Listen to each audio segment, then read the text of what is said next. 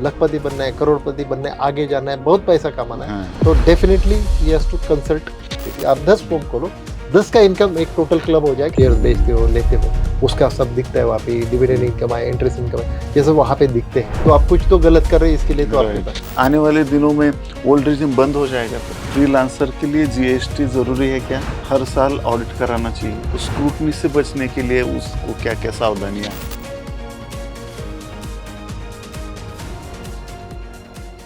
Welcome back to your own channel chart commando friends. चलिए देखते हैं आज टैक्स के रिगार्डिंग सब इंफॉर्मेशन। बहुत इंपॉर्टेंट टॉपिक है आज। हर इंडियन के ज़िंदगी में बहुत इंपॉर्टेंट टॉपिक टैक्स है, और स्टेप बाय स्टेप हम हर सेक्टर से रिलेटेड, हर फील्ड से रिलेटेड लोगों के लिए टैक्स प्लानिंग कैसे करनी चाहिए। और टैक्स प्लानिंग एक बहुत बड़ा सब्जेक्ट है जिससे हम बहुत बड़ा पैसा हमारा बचा सकते हैं, और हम बहुत सारी हेल्प भी ले सकते हैं गवर्नमेंट से। बहुत सारे बेनिफिट्स हैं, और सारा मैं ही बताऊंगा क्या। आज के हमारे गेस्ट गणपत लामखेड़े सर का मैं बहुत बहुत स्वागत करता हूं तहे दिल से, और आपकी तरफ से भी।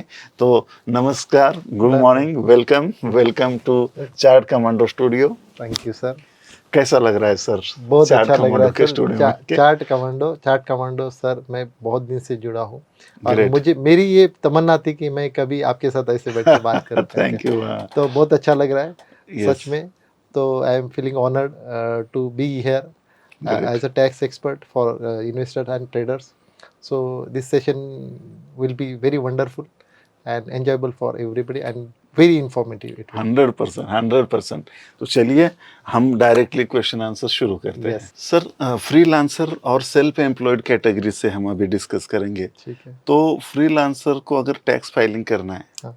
तो क्या क्या बातों का ध्यान रखना पड़ेगा? सर, फ्रीलांसर्स या सेल्फ एम्प्लॉयड की हम लोग बात करें, तो अभी क्या होता है कि वहाँ पे कि दोनों चीज़ जो है, क्या है कि दोनों चीज़ जो है कि नॉर्मल टैक्स फाइलिंग जैसे ही होता है, बट ओनली थिंग क्या है कि अभी ये लोग इतना टैक्स अवर्स नहीं है, उनको ज़्यादा मालूम नहीं है, तो they should be well educate, they should be learn about this कि भाई ये कंप्लाइंस करना जरूरी है। अभी क्या है कि टैक्स एग्जम्पशन लिमिट के ऊपर आपका जो इनकम जाता है, तो every Indian should file there tax return, but लोगों को ये चीज़ पता नहीं।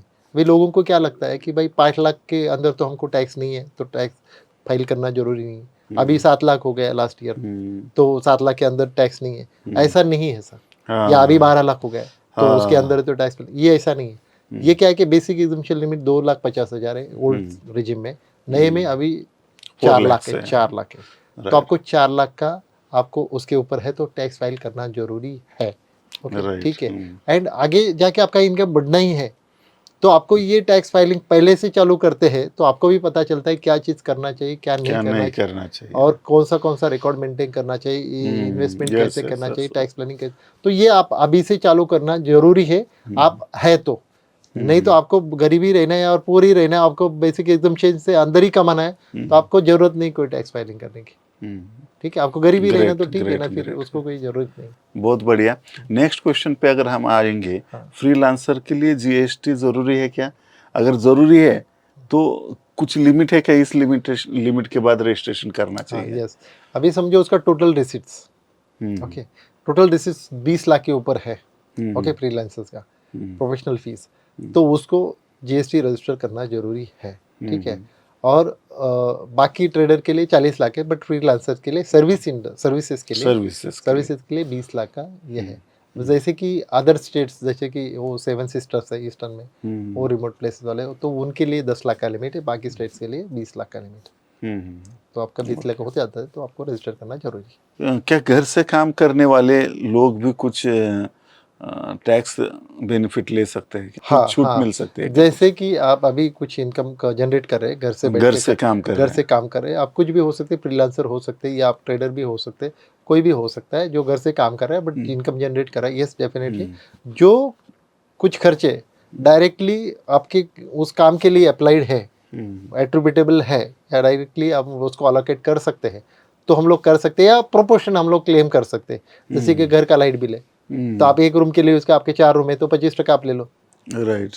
आप वाईफाई यूज करते हैं, उसका खर्चा ले लो। आपका मोबाइल है, आप पर्सनल यूज समझो 50% करते हैं, इसके लिए 50% ले लो। या वो घर के लिए अब आपने वो काम करने के लिए लैपटॉप लिया है तो उसका आप डिप्रिसिएशन फुल्ली ले सकते हैं, तो वो कर सकते हैं हम लोग। उस काम के लिए जो खर्चे कर रहे हैं, घर के भी कुछ खर्चे आप उसको अपोर्शन करके मतलब कोई प्रोपोर्शनेट ले सकते हैं, बट उसका कंडीशन है कि वो को इनकम कमाने के लिए आपने वो खर्चा किया है उसके लिए डायरेक्टली वो अलोकेट कर सकते हैं।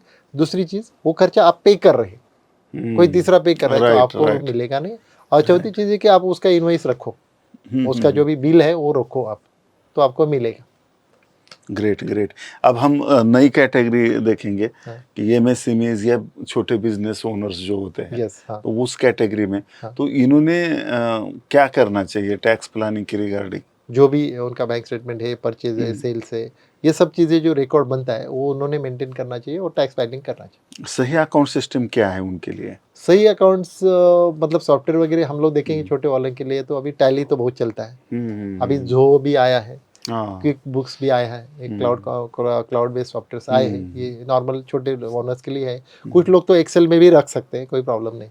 ये कंपनी रजिस्ट्रेशन करना चाहिए, एलएलपी करना चाहिए या प्रोप्राइटरशिप करना चाहिए, क्या चुनना चाहिए ये इनमें बहुत से? अच्छा क्वेश्चन पूछा आपने, हाँ। क्योंकि इसमें जो है ना प्रोप्राइटरशिप में बहुत सारे मिसकंसेप्शन है, लोगों को पता ही नहीं है। ओके, अभी प्रोप्राइटर मतलब क्या कि सोल प्रोप्राइटर, एक अकेला बंदा है, उसका ही वो का मतलब फॉर्म है और वो चला रहा है। तो यहाँ पे ना सेपरेट आइडेंटिटी नहीं है कि ये बंदा, ये प्रोप्राइटरशिप मतलब आप ही हो, आप मतलब प्रोप्राइटरशिप।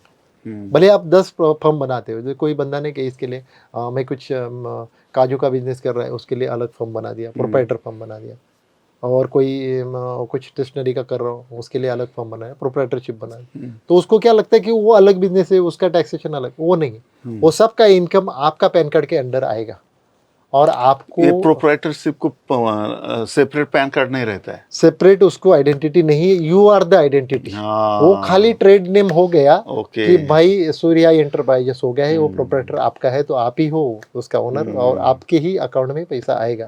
भले ही उसका करंट अकाउंट हो सूर्या एंटरप्राइजेस के नाम पे खोलो, बट उसका तो टैक्स पैन कार्ड इसको अटैच पैन कार्ड होगा। उसका आपका ही रहेगा। तो ये बड़ा मिथ है लोगों को कि बोलते हैं वो तो उसका है, मैं क्या, मैं वो उसके अंडर जाना मेरा राइट अलग। हाँ। तो वो नहीं, उसका अलग आइडेंटिटी नहीं, यू आर द आइडेंटिटी। आप 10 फॉर्म खोलो, 10 का इनकम एक टोटल क्लब हो जाएगा और आपको टैक्स भरना पड़ेगा। अरे तो बाप रे, इसमें दिक्कत ये आ जाती है, आपका छोटा बिजनेस है, आपका ठीक है मतलब 10-12 लाख में प्रॉफिट है, वो चलता है। बट आपका बहुत सारा बड़ा बिजनेस है, बहुत सारे बिजनेस है, तो आप उसमें रखेंगे तो आपको एक्चुअली टैक्स बर्डन ज़्यादा आ जाएगा, जैसे कि वो 30% में जाएगा, वो अभी नए टैक्स स्कीम में। तो ये पर्सनल टैक्स स्लैब में जाएगा वो? यस, पर्सनल टैक्स स्लैब में जाएगा। ओके। और दूसरा चीज़ है कि जैसे आप जैसे एलएलपी क्या बात किया, एलएलपी ऐसी चीज़ है कि जैसे वैसे तो पार्टनरशिप है, उसके बाद में प्रोप्राइटर का पार्टनरशिप आता है। पार्टनरशिप ऐसा चीज़ है कि जैसे कि 2 या 4 लोग, 2 से ज़्यादा लोग साथ में आके कोई बिजनेस करना चाहते हैं तो उनके लिए पार्टनरशिप बनता है। तो पार्टनरशिप डीड बनता है और फिर उसका जो है टैक्सेशन वो 30% प्लस ये रहता है, सेस रहता है, बट उसमें कुछ रेम्युनरेशन अलाउबल रहता है एज पर इनकम टैक्स का रूल के हिसाब से। वो जो है उसके बाद जो बचता है उससे 30% आपको टैक्स भरना पड़ता है। उसके बाद में आता है एलएलपी। तो एलएलपी क्या है कि एलएलपी थोड़ा सा कैसा है कि ब्रांडिंग के लिए, ये आपका वो थोड़ा सा आपको बड़ा बिजनेस बनाना है, ब्रांडिंग करना है, तो उसके लिए अच्छा है। और उसका भी अलग आइडेंटिटी, पार्टनरशिप का भी अलग आइडेंटिटी है, एलएलपी का भी अलग आइडेंटिटी है। बट एलएलपी क्या है, LLP is in between, like वो कुछ फीचर्स प्राइवेट लिमिटेड का लिया है, कुछ पार्टनरशिप का लिया, तो मिडल का बना दिया एलएलपी। एलएलपी पार्टनरशिप जिसको नहीं करना है बट उसको भाई मेरे को रजिस्टर्ड बिजनेस चाहिए, जैसे कि ये एमसीए पे रजिस्टर्ड होता है, मतलब ministry of corporate affairs, MCA पे रजिस्टर्ड होता है, तो वो प्रॉपर आपको नेम लेना पड़ता है उसका, वो दूसरा नेम नहीं रहता है, तो इट इज योर आइडेंटिकल, मतलब एक as like private limited company, but उसका बट उसमें कुछ फीचर पार्टनरशिप के हैं। करेक्ट, और ऊपर के कुछ है। पार्टनरशिप में प्राइवेट लिमिटेड में ज़्यादा कंप्लायंस होता है, पब्लिक एलएलपी में कंपैरेटिवली एलएलपी में कम होता है। तो ये एलएलपी का फीचर है, और वो अगेन रेम्युनरेशन टू पार्टनर्स वो अलाउड होता है, राइट। ओके। तो वैसे एलएलपी में भी होता है, और उसके बाद में जाता है पार्टनरशिप। तो आपको बड़ा स्केल करना है, बड़ा बिजनेस बनाना है, फंड रेज करना है, फंड रेजिंग के लिए पार्टनरशिप, एंजल इन्वेस्टर्स ऐसे, तो आप उसमें शेयर होल्डर्स बना सकते हैं, उसमें उसको शेयर दे सकते हैं, प्राइवेट लिमिटेड या कंपनी में जाके आगे पब्लिक लिमिटेड बना सकते हैं उसको। तो आप जो है, आपको ऐसे लगता है कि मेरा बिजनेस बड़ा होने वाला है, बड़ा करने वाले हैं, तो आप एलएलपी में जाइए। आपको लगता है मेरा छोटा ही रहने वाला है, मैं प्रोप्राइटर में रहूंगा, हम्म, आपको लगता है 4 लोगों को मेरे को साथ में लेना है, पार्टनरशिप में जाओ, हम्म, तो ये सब चीज़ें हैं। LLP is Right. Also partnership, तो आपको लगता है नहीं मैं बड़ा ब्रांडिंग बनाने वाला हूँ, शुरुआत करता हूँ, मुझे ज़्यादा कंप्लाइंस भी नहीं करना है, बट मुझे करना है बड़ा बिजनेस, तो आप एलएलपी करो, बाद में उसको कन्वर्ट कर सकते हैं पार्टनर अपना प्राइवेट लिमिटेड। तो ये है चीज़ें। Great great great. तो ये बहुत इम्पोर्टेंट और क्लियर हुआ होगा सबका। अब नेक्स्ट क्वेश्चन है कि क्या हर छोटे व्यवसायी को सीए से हर साल ऑडिट कराना चाहिए? अभी उसके कुछ क्राइटेरिया है इनकम टैक्स के हिसाब से। हम्म, अभी जो क्राइटेरिया जैसे कि 1 to 10 करोड़ तक आपका इनकम है, मतलब इनकम मतलब सेल्स, टोटल रिसीट्स हम लोग बोलते हैं इनकम, ठीक है, बट उसमें रिसीट जो है मोर देन 5%, हम्म, 5% वो कैश में आता है, हम्म, तो आपको ऑडिट करना जरूरी है। बट आपका Okay. फुल डिजिटल रिसीट है तो आपका 10 करोड़ तक आपको ऑडिट करने का जरूरत जरूरत नहीं। नहीं है, ठीक है। राइट। तो ये चीज़ है ये उसमें, लगभग सबके लिए सेम ही है, समझो सबके, इन्वेस्टर ट्रेडर्स हाँ और वो सबके लिए वो सेम है, क्राइटेरिया ये सेम वो ही है। सेम ही, वो चेंज नहीं होता है, वो सेम ही है, चलिए थोड़ा सा कैटेगरी अब चेंज कर रहे हैं हम। ठीक है। हम अब कैटेगरी देखेंगे कि सीनियर सिटीजन्स या रिटायर्ड लोग हैं, हाँ हाँ राइट, उनके कैटेगरी के हिसाब हाँ से। हाँ हाँ, तो पहले तो सीनियर सिटीजन्स रिटायर, समझो मैं रिटायर हुआ हूँ, ठीक तो है, मुझे कैसे टैक्स प्लानिंग करनी चाहिए? Right, okay. तो अभी सीनियर सिटीजन वो देखना चाहिए आपको, टैक्स प्लानिंग ये है, हम्म, पेंशन उतना नहीं होता है, एक सैलरी इतना बड़ा, तो अभी तो 12 लाख तक का तो फ्री हो गया है, फ्री मतलब जीरो टैक्स आ जाएगा, राइट, तो हाँ, उनका 5-6 लाख तक पेंशन है, तो उनको वो टेंशन नहीं है, पहली चीज़, तो टैक्स उनको आएगा नहीं, ओके। दूसरी चीज़ ये है कि उनका कॉर्पस कितना बड़ा बड़ा है, ओके।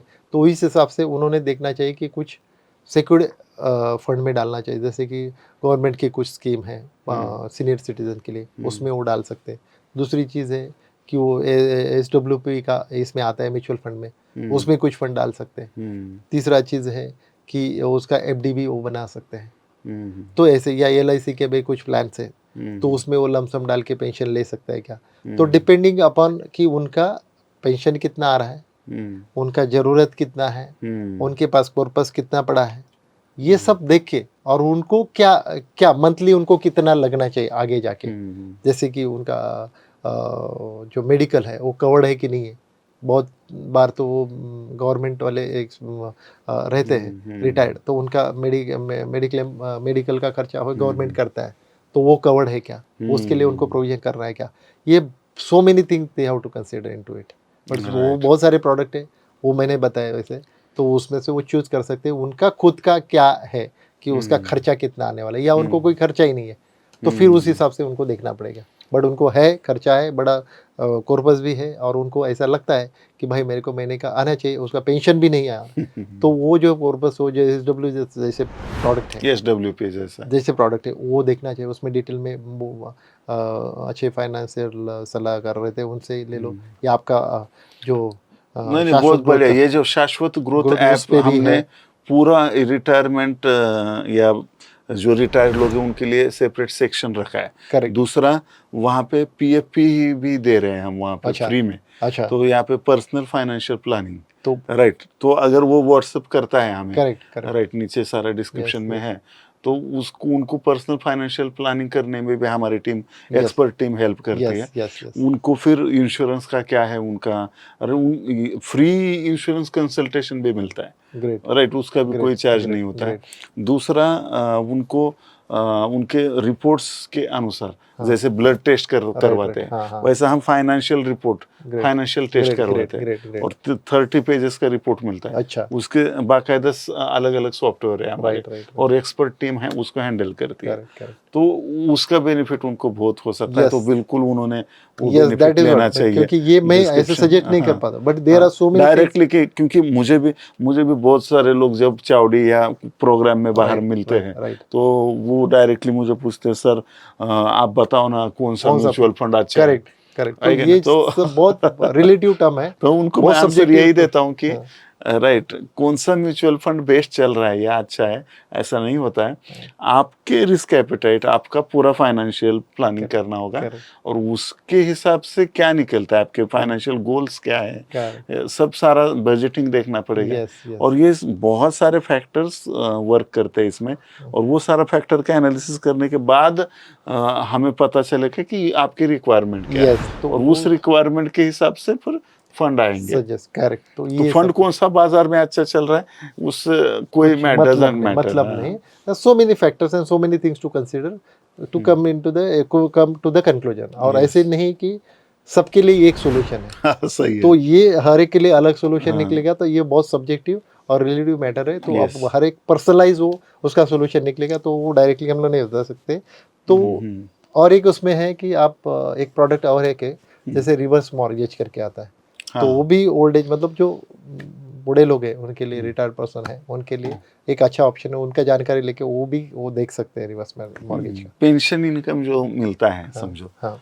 राइट, ऐसा कुछ छूट है, रहता है क्या उसके ऊपर? नहीं ऐसे पेंशन इनकम ऐसे छूट अलग से कुछ नहीं रहता है वो same like in salary treatment salary का जैसे इनकम ट्रीटमेंट होता है वैसे होता है और वहाँ पे उनको स्टैंडर्ड डिडक्शन जो 50,000 मैंने बोला था या नहीं इसमें 75 जो भी है वही मिल जाएगा बाकी का सब उसको डिडक्शन जैसे है वैसे मिल जाता है वो ETC का ATD का नहीं, और जो समझो पुराने ये जब रिटायर होता है हाँ पर्सन, हाँ हाँ तो उसको अचानक से बड़ी अमाउंट आती है। हाँ वो गवर्नमेंट वाला रहेगा तो 1/3 ऑफ वो पेंशन कमिटेड पेंशन होता है वन शॉट में आता है तो 1/3 ऑफ उसका मिलता है कमिटेड पेंशन बोलते हैं उसको तो वो मिलता है बाकी वो रेगुलर पेंशन है तो उसको सैलरी जैसे ट्रीट होता है तो वो जो पैसे आते हैं जो वन टाइम आते हैं हाँ, उनको, हाँ। तो उस पे टैक्स उस पे भी देना पड़ता है? हाँ फुल वो स्लैब के हिसाब से जाएगा आपको 1/3 गवर्नमेंट से पेंशन आ रहा है आपको तो आपको 1/3 उसका कमिटेड पेंशन जो टोटल मिलेगा, उस पे मिलेगा भी टैक्स देना है? डिडक्शन होगा उसका बाकी पे आपको टैक्स भरना है एज पर आवर स्लैब उसका डिडक्शन होगा यानी मतलब समझो आपको एक एक पकड़ लो 30 लाख का आपको मिल पेंशन गया मिलेगा पेंशन। तो आपका 10 लाख का उसका 10 लाख का डिडक्शन मिलेगा 20 लाख को आपको टैक्स भरना पड़ेगा हाँ, यानी 10 लाख का बेनिफिट, टैक्स छूट मिलेगी। मिलेगा वो कमिटेड पेंशन बोलते हैं वन टाइम मिलता है उसको हाँ, रेगुलर मिलता है उसको जो है सैलरी जैसे ट्रीटमेंट होगा हाँ, और ये भी पेंशन क्योंकि वो प्राइवेट पेंशन वाला है बेचते हैं ना, प्राइवेट ऐसा प्राइवेट वाले को मिलता नहीं है वो गवर्नमेंट वाले को मिलता है समझो 20 लाख जो मिले उनको, हाँ उन्होंने 40% कुछ तो पेंशन बेचते हैं, हाँ उसका पैसा मिलता है ना, कमिटेड जो बोल रहे हाँ हो। वही करेक्ट हाँ, हाँ हाँ तो उस पे छूट है। हाँ हाँ उस ओके। पे 1/3 है बाकी रेगुलर में जो मिलता है उस पे स्टैंडर्ड डिडक्शन मिलता है बाकी डिडक्शन आप ले सकते हो ऐसे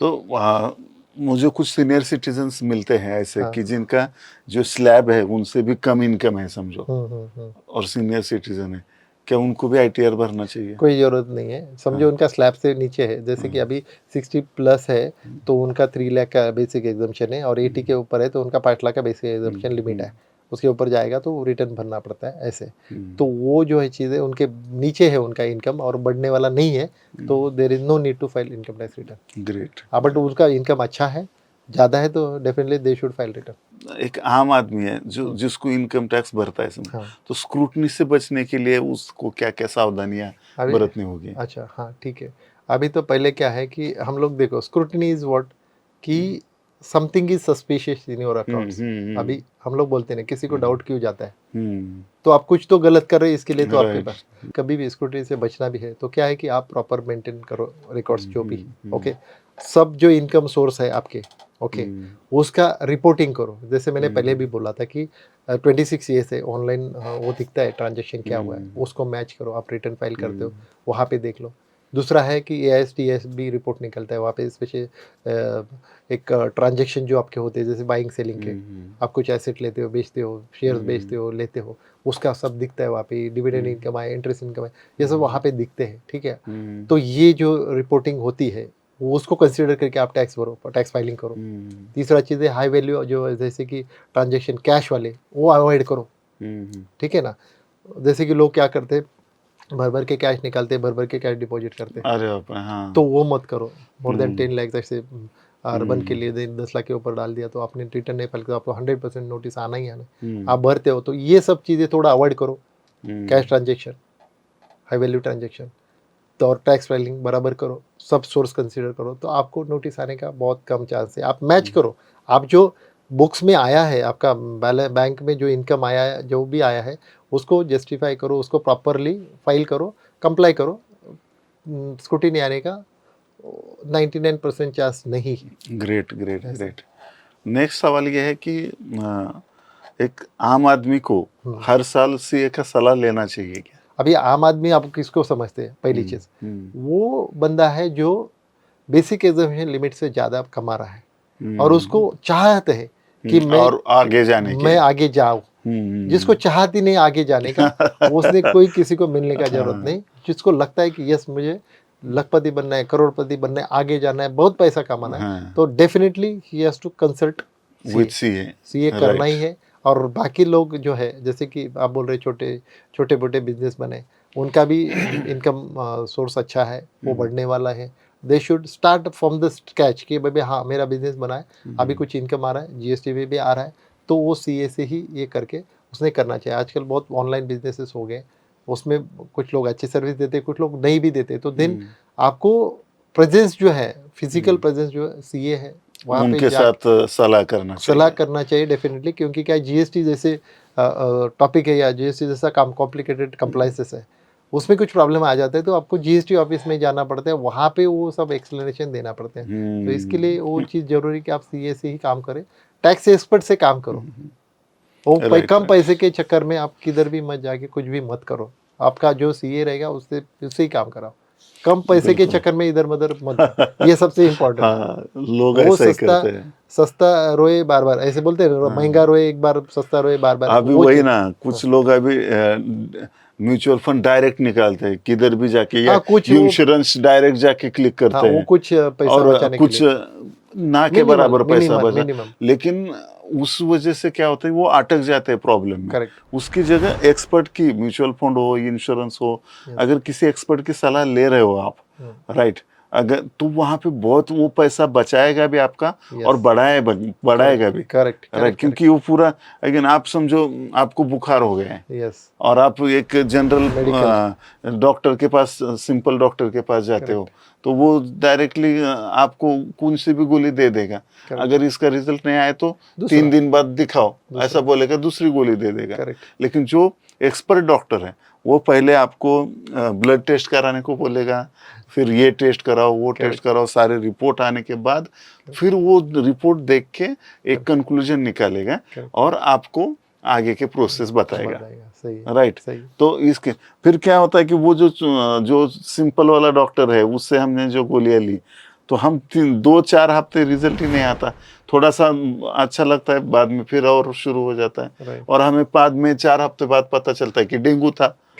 और फिर 10 लाख का बिल हो जाता है प्राइवेट में हॉस्पिटल का। तो क्या करेंगे उसके लिए? डेंगू का बिल लाखों में होता है। सही। राइट। तो दैट इज इम्पोर्टेंट। हम छोटे के चक्कर में बड़ा लॉस कर लेते हैं। तो यहाँ पे आईटीआर भरना तो जरूरी ही है। लेकिन अगर गलती से कुछ आईटीआर भरते हो तो चूक हो गई, तो बाद में उसको कैसे सुधारे? अभी उसमें क्या है कि जितना जल्दी आपको ये आए, नजर आए, तो उसको क्या है कि रिवाइज रिटर्न आप फाइल कर सकते हैं। जैसे कि हमारा पहला डेट होता है 31 जुलाई, ओके, वो विदाउट पेनल्टी हम लोग फाइल कर सकते हैं। और उसके बाद में जब आपको लगता है कि कुछ गलती हो गया, तो आप 31 दिसंबर के पहले आपको उसको रिवाइज कर दो, ठीक है, तो आपको कुछ एडिशनल पेनल्टी या कुछ नहीं लगेगा और आपको ये भी प्रॉब्लम नहीं आएगा, ठीक है। बट समझो आपको ऐसे लगता है कि नहीं अभी ये तो बाद में पता चला, तो आप 31 दिसंबर के बाद भी कर सकते हैं। बट जैसे मैंने बताया कि 1 साल के अंदर अपडेटेड रिटर्न भरा, ये पहले साल का, 1 साल का, लास्ट ईयर का, तो आपको 25% एडिशनल पेनल्टी भरना पड़ेगा, टैक्स लायबिलिटी उसका। ओके, जो आ रहा है, जो भरा है उसका नहीं, जो पेंडिंग आया है उस पर भरना पड़ेगा।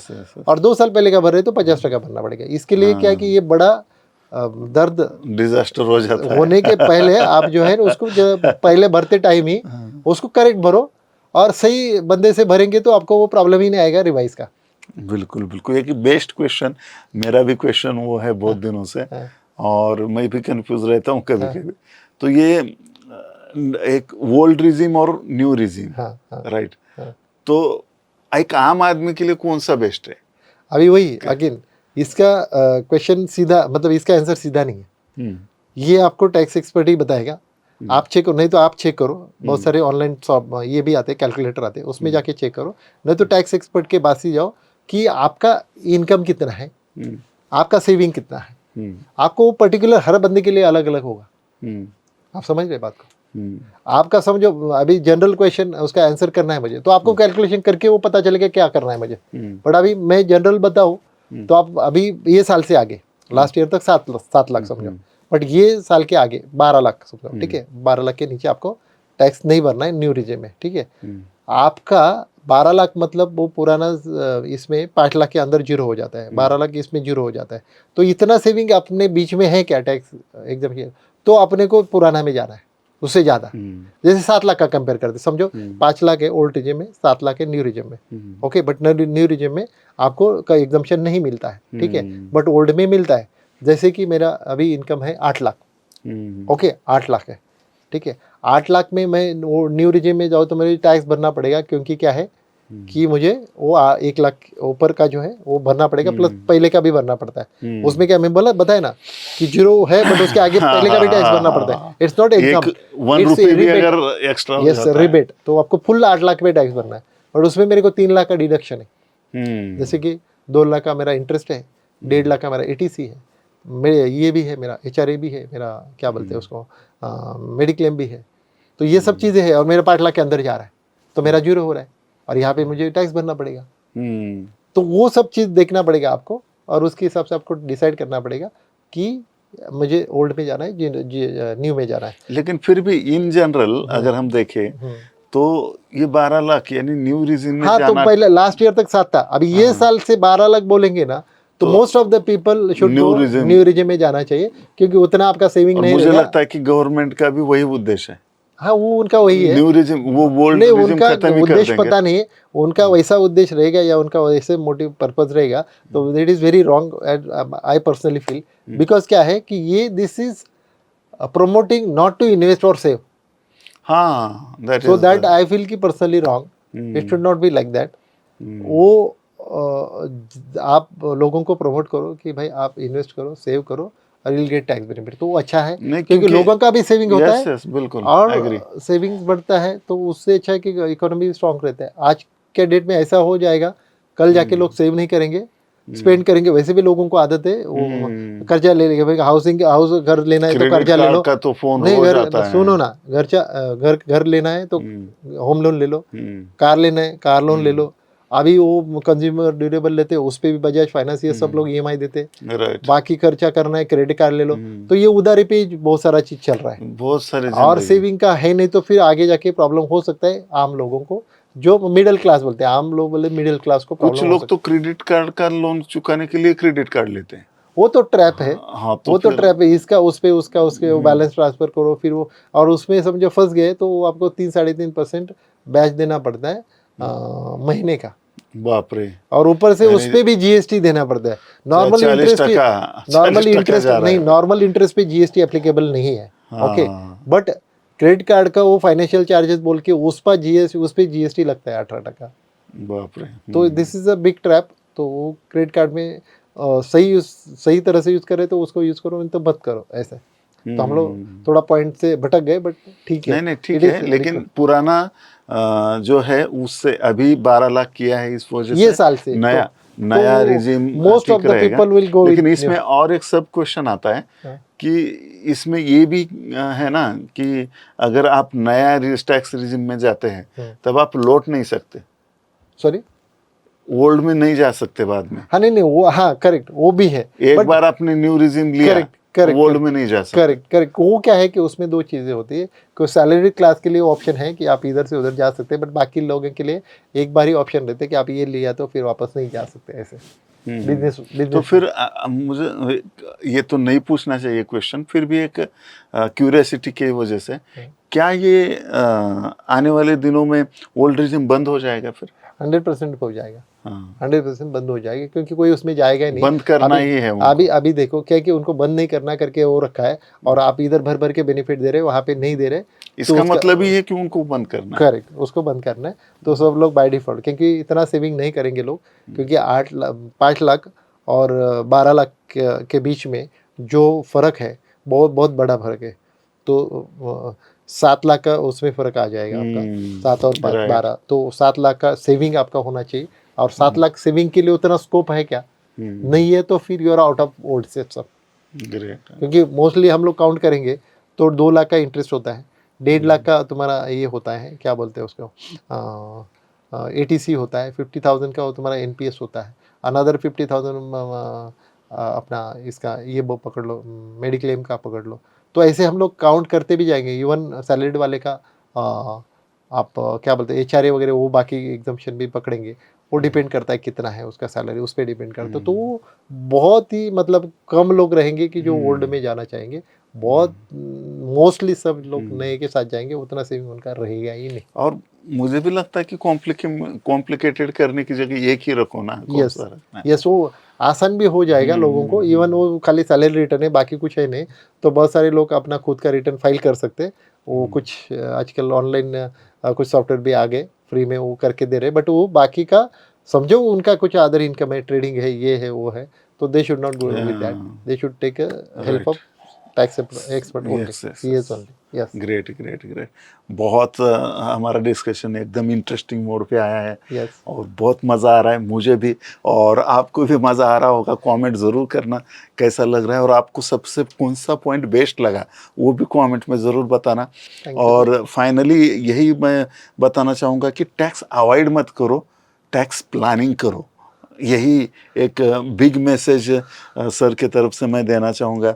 और सर आप हमारे स्टूडियो में आए, इतना वक्त दिया आपके बिजी शेड्यूल में से, और हमारी रिक्वेस्ट को एक्सेप्ट किया, उसके लिए बहुत बहुत धन्यवाद। तहे दिल से हम आपका आभार व्यक्त करते हैं, और ऐसे ही आप हमें मार्गदर्शन करते रहेंगे, ये अपेक्षा लेते हुए यहाँ पे चलते हैं। और सर के जो नंबर्स है, एक व्हाट्सअप नंबर भी हम दे रहे हैं जहाँ पे आप डायरेक्टली सर को व्हाट्सअप कर सकते हो, या आपको ईमेल आईडी भी दे रहे हैं जहाँ पे आप आपका कुछ भी एडवाइस लेना है, कुछ सर्विस लेना है, कुछ सपोर्ट चाहिए, तो वहाँ पे आप व्हाट्सअप या ईमेल कर सकते हो। और हर एक बंदे को जल्द से जल्द हम रिप्लाई देने की कोशिश करेंगे, सर की तरफ से मैं आपको वादा करता हूँ। और जो भी है राइट, फी छोटा मोटा ये चक्कर, फीस के चक्कर में मत पड़ो। ITR फुल भरना है, विल तैयार करनी है, छोटी मोटी जो लीगल बातें हैं वो ज़रूर हमें फॉलो करनी चाहिए। और सर का मैं अगेन तहे दिल से शुक्रिया अदा करता हूँ। और thank you sir, thank you आप फॉर आए। This invitation. Again, thank you. तो ऑल ऑफ यू बिल्कुल तब तक के लिए हंसते रहिए, हंसाते रहिए, यूं ही खुशियाँ बांटते रहिए। Bye bye for now. Thank you.